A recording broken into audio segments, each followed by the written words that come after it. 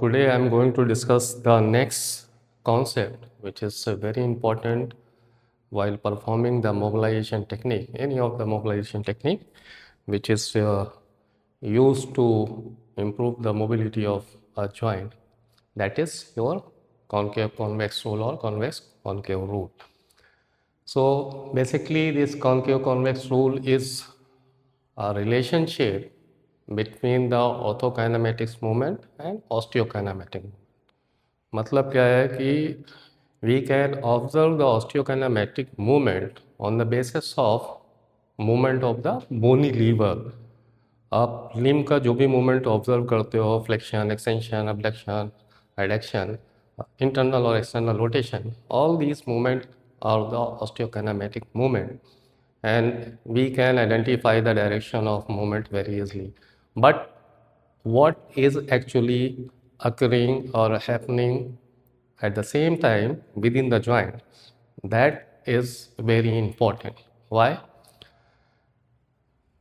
Basically, we use this orthokinematic movement to improve the osteokinematic movement. Means जितनी भी mobilisation technique हैं, चाहे आपका केल्टन बर्न हो, मैकलैंड हो, मुलिगन हो, सारे के सारे में we facilitate the orthokinematic movement, and in response of orthokinematic movement, automatically the osteokinematic movement improve. तो जहाँ पे भी रेस्ट्रिक्शन होता है विद इन द जॉइंट, जो भी एक्सेसिव मूवमेंट आपके ब्लॉक होते हैं या लिमिटेड होते हैं या हाइपोमोबाइल स्टेट होता है, उसमें हम क्या करते हैं कि as we discuss in previous lecture biomechanical concept, these accessory movement is consist of your roll, slide and spin. उसमें से भी जो हम ज़्यादा facilitate करते हैं, that is your gliding. The rest of the movement is depending upon the size of the joint and the availability of the range of motion. जितना बड़ा range of motion होगा, उतनी ज़्यादा आपके accessory movement होंगे. There may be more than one movement at a joint at a time. Means आप abduction कर रहे हो तो वहाँ पे आपकी रोलिंग भी हो रही है, स्लाइडिंग भी हो रही है. बट अगर यही कोई छोटा सा जॉइंट है जहाँ पे फैसेट जॉइंट है, there are lots of facet joint, plane synovial type के जॉइंट जितने भी जॉइंट होते हैं, वहाँ पे शायद अगर देखो आपका रेंज ऑफ मोशन बहुत छोटा सा होता है, बहुत लिमिटेड होता है, तो वहाँ पे सिर्फ और सिर्फ आपकी ग्लाइडिंग होती है. तो हम ग्लाइडिंग को इम्प्रूव करके in response of gliding ultimately the osteokinematic movement improve. तो अल्टीमेटली होता क्या है कि आप ऑर्थोकाइनेमेटिक मूवमेंट के ऊपर काम कर रहे होते हो और उसके रिस्पॉन्स में आपका ऑस्टियोकाइनेमेटिक मूवमेंट या जो आपके फंक्शनल मूवमेंट है, जो एडीएल टास्क को दैट बिकम और improve. So let's start. First, this is a figure which is representing these two surfaces. Basically, it is representing. Here is a convex surface and this is a concave surface. All the joint of the body is of, means their structural or architectural design is somewhat like this. No joint is of plain synovial type of joint. कुछ ना कुछ ऐसा होता ही है कि जो आपका एक जॉइंट होता है वो कॉन्वेक्स होता है और दूसरा उसके रिस्पेक्ट में कॉन्केव होता है, एंड दे आर्टिकुलेट. तो लगभग सारे ही जॉइंट पे ये आपका कॉन्सेप्ट एप्लीकेबल है. तो first example is when your convex is fixed and your concave is moving, then what will happen? क्या होता है osteokinematic and orthokinematically क्या होता है विद इन द जॉइंट. और बोली लीवर का तो हम ऑब्जर्व कर लेते हैं कि यहाँ किस डायरेक्शन में मूवमेंट हो रहा है. तो basically when the concave surface move on a fixed convex surface, this is fixed convex surface and this is a concave surface. वो क्या रहा है कि bony lever, this is represented by this blue line. The bony lever is moving in that direction and the gliding is also taking place in the same direction. Means roll and slide will be in same direction. We can take the example of such type of joint. Here is the example. The simplest example is your MCP joint, metacarpophalangeal joint. You can palpate the head of the metacarpal, which is convex, and the phalanx, which is concave. Here you can see all the metacarpal, this is representing by yellow. All these are convex and the phalanx is basically it is concave.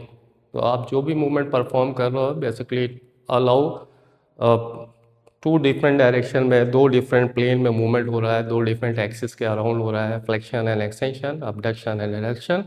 सो हो क्या रहा है कि आपका convex fix है. आपका अगर finger laterally move कर रही है तो सेम टाइम पे आपका जो ऑर्थोकाइनेमेटिक मूवमेंट होगा, जो जॉइंट के अंदर मूवमेंट होगा, वो भी उसी डायरेक्शन में होगा. Means rolling and sliding is taking in the same direction. Next is when your concave is fixed and convex is moving. This is concave and this is convex. So here the moving structure is your convex. अब क्या हो रहा है कि it is occurring in opposite direction. If your bony lever is moving in that direction, the gliding is taking in opposite of that. मतलब क्या है कि अगर आपका कोई ऐसा जॉइंट है, इसका example we can discuss here. We can take the example of your glenohumeral joint. The glenoid cavity is concave and humeral head is convex. So if you are moving your limb or you are just abducting your arm, तो क्या हो रहा है कि जो proportion है, पहले भी हम डिस्कस कर चुके हैं कि our body is not a mechanical device. Congruency is most of the joint are incongruent. मतलब क्या है कि आपका glenoid cavity 3 times smaller as compare to the humeral head. तो ह्यूमरल हेड 3 times बड़ा है, ग्लेनोइड छोटा है, ऊपर से आपकी आर्च ऑफ एक्रोमियम है. अगर यहाँ पे प्योर रोलिंग होती रहेगी तो एक सर्टेन टाइम के बाद सारा का सारा सरफेस एरिया जो आपका ग्लेनोइड कैविटी का है that will be used and ultimately your humeral head will leave the glenoid cavity. लेकिन ऐसा नहीं होता. व्हाई?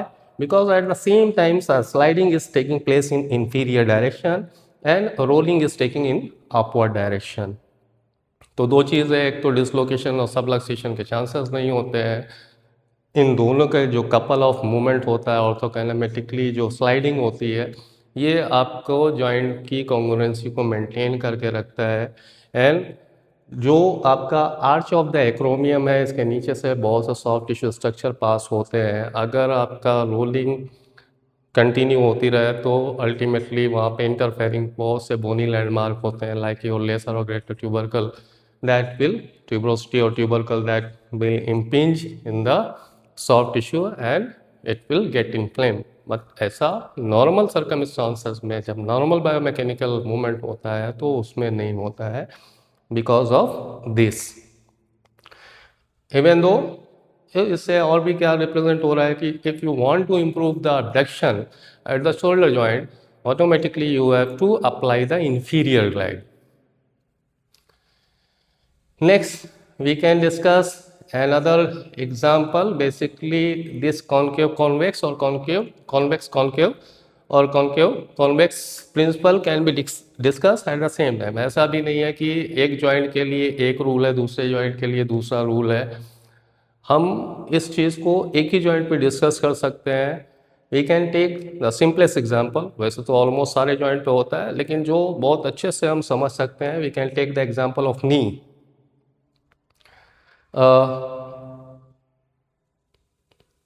कॉन्केव ऑन कॉन्वेक्स और कॉन्वेक्स ऑन कॉन्केव, दोनों ही रूल एक ही जॉइंट पे कैसे एप्लीकेबल हो सकते हैं. The first is if you are moving the tibia and the femur is fixed, then the roll and glide are in the same direction.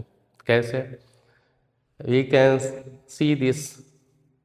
This is the for understanding. Suppose this is your tibia, this is your femur, this is your tibia, and this is your femur, and movement is this. Your lower body or lower limb is free or it is in open kinematic change. Means आप नी को हवा में रख के या swing face जो होती है हमारी वॉकिंग की, उसमें क्या होता है, आप सिर्फ लेग को मूव करो तो यहाँ पे क्या हो रहा है कि आपकी टिबिया मूव हो रही है एंड फीमर फिक्स है, और दोनों में क्या है कि कॉन्वेक्स आपकी फीमर है, कॉन्केव आपकी टिबिया है।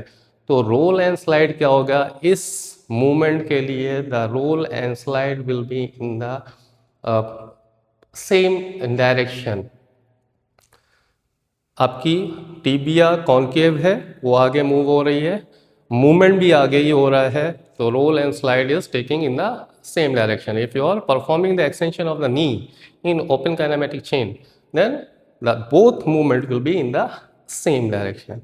इसका अपोजिट क्या होएगा, suppose your tibia is fixed like this. If you are performing a squatting exercise or squatting movement, then what is happening, your concave is fixed, your tibia is fixed and your upper body is moving, means your femur is moving। तो क्या हो रहा है, अब आपका rolling एक direction में होगा और स्लाइडिंग उसका अपोजिट डायरेक्शन में होगा। Okay, so this is applicable for all joint, क्योंकि जितने भी जॉइंट हैं कॉन्केव कॉन्वेक्स की ही डिज़ाइन है ऑलमोस्ट मैक्सिमम जॉइंट के।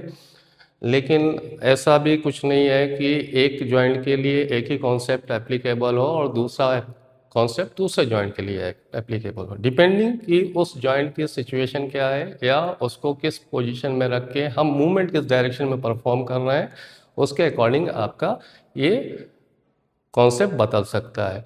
And our gliding and ultimate outcome is totally depends upon our glide, which is we basically fulfill with the help of mobilization.